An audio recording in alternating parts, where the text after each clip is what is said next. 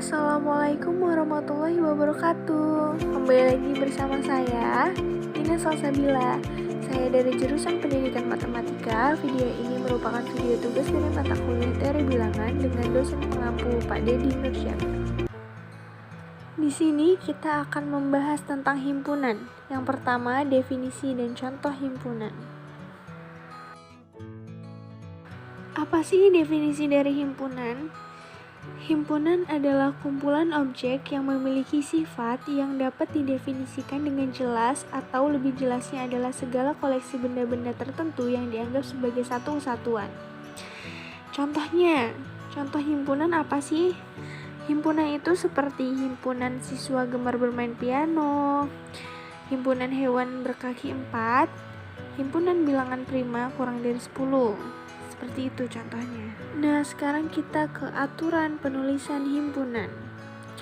Aturan penulisan himpunan yang pertama, nama himpunan biasanya ditulis dengan huruf besar atau huruf kapital.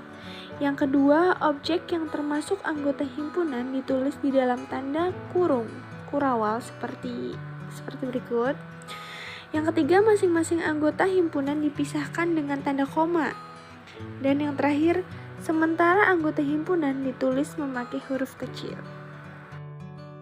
Selanjutnya ada jenis-jenis himpunan. Jenis-jenis himpunan itu dibagi menjadi 6. Yang pertama ada himpunan semesta atau biasa disebut S. Yang kedua himpunan kosong atau nul. Yang ketiga himpunan bagian. 4 himpunan berhingga dan tak berhingga. 5 himpunan sama. Dan yang terakhir adalah himpunan ekuivalen. Oke, sekarang kita masuk ke contoh soal himpunan dan pembahasannya. Di sini kita membahas beberapa ya. Yang pertama, suatu kelas terdiri dari 40 siswa. 20 siswa diantaranya gemar bermain pingpong, 18 gemar bermain sepak bola, dan 7 siswa menyukai keduanya. Banyak siswa yang menyukai keduanya adalah: diketahui himpunan semesta atau S itu sama dengan 40, NA-nya sama dengan 25, NB-nya sama dengan 18, dan NA gabung B-nya sama dengan 7. Dengan menggunakan formula NA irisan B, maka dapat rumus NA ditambah NB ditambah NA gabung B dikurangi N semesta. Jadi diperoleh 25 ditambah 18 ditambah 7 dikurang 40 sama dengan 10. Itu hasilnya. Kita lanjut ke soal yang kedua. Dari 12 orang mahasiswa semester 7 di suatu sekolah tinggi, diketahui 100 siswa mengambil paling sedikit satu mata kuliah aplikasi pilihan, yaitu mata kuliah asuransi, perbankan, dan transportasi. Diketahui juga 65 orang mengambil asuransi, 45 orang mengambil perbankan, 12 orang mengambil transportasi, 20 orang mengambil asuransi dan perbankan, 25 orang mengambil asuransi dan transportasi, dan 15 orang mengambil perbankan dan transportasi. A. Tentukan banyaknya mahasiswa yang mengambil ketiga mata kuliah tersebut. B. Tentukan banyaknya mahasiswa yang hanya mengambil mata kuliah asuransi. C. Tentukan banyaknya mahasiswa yang hanya mengambil mata kuliah perbankan. Dan D. Tentukan banyaknya mahasiswa yang hanya mengambil mata kuliah transportasi. Sekarang kita masuk ke pembahasan soal nomor 2 ya.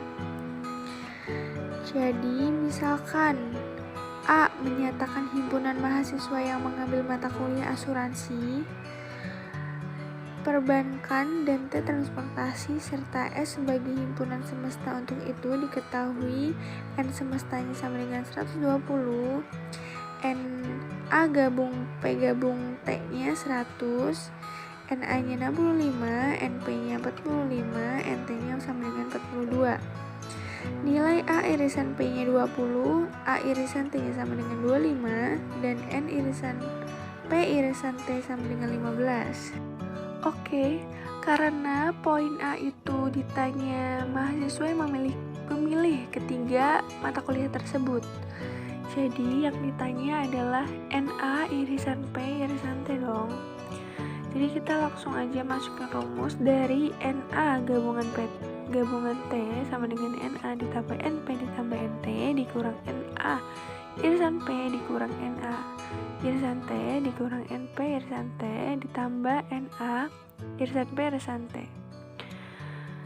Kita masukin aja angka-angka yang ada di situ ya, yang diketahui. Nanti yang belum diketahuinya yaitu yang ditanyakan.